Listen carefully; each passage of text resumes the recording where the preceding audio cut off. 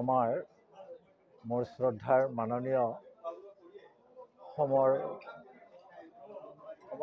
হাজৰিকা ভূপেন্দাৰ ভাই তেখেতক আজি আমাৰ কৈৱৰ্ত সন্মিলনীত লাগ পাই যথেষ্ট আনন্দ লাগিল।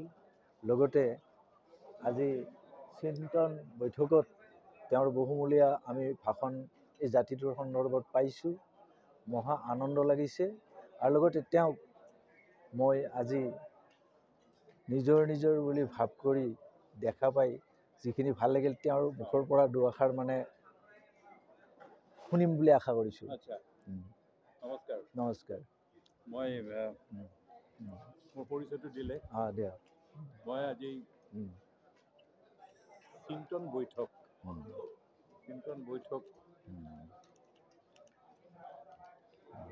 আজি চিন্তন বৈঠকৰ ভূমিপুত্ৰ কৈৱৰ্ত জাতিৰ উত্তৰণ বুলি এটা বিষয় লৈ পেলাই আজি ইয়াত এটা আমি সকলোৱে গোট খাইছোঁ লিলি হোটেলত।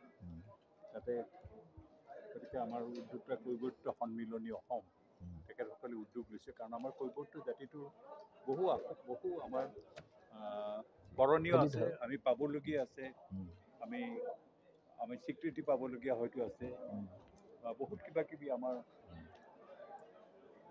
বহু যোগ্য মানুহ আছে বা আমাৰ অভাৱ অভিযোগ আছে।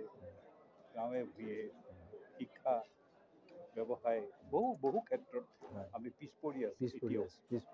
যদিও আমাৰ বহু শিক্ষিত মানুহ আছে আমাৰ গোটেই অসমত কৈৱৰ্ত জাতিত, তেখেতসকলো যথেষ্ট যিমানখিনি পাৰে নিজস্বভাৱে কৰি গৈছে।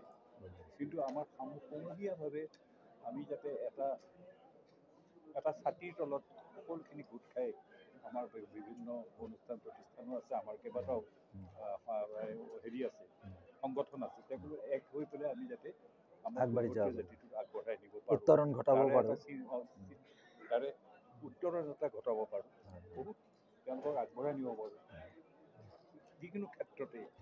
সেইটো কাৰণে আজি আমি গোটেই অসমৰ বিভিন্ন জিলাৰ পৰা, গোটেইখন জিলাৰ পৰাই গোটেই তেখেতসকলৰ প্ৰতিনিধি আহিছে আৰু বিশেষভাৱে এই ক্ষেত্ৰত কাম কৰি আছে।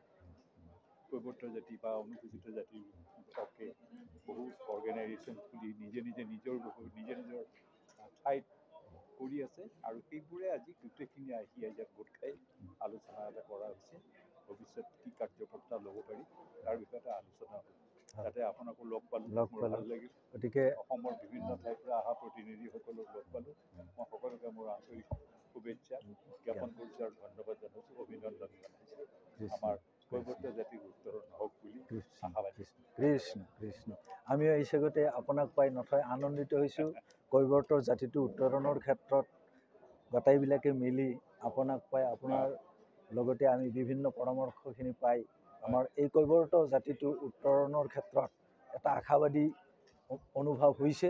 আৰু এই ক্ষেত্ৰত যাতে সকলোৱে লাগি সদৌ অসমত যাতে আমাৰ কৈৱৰ্ত জাতিটো উত্তৰণ ঘটাব পাৰোঁ, এইখিনি আমাৰ ভগৱানৰ ওচৰত কামনা।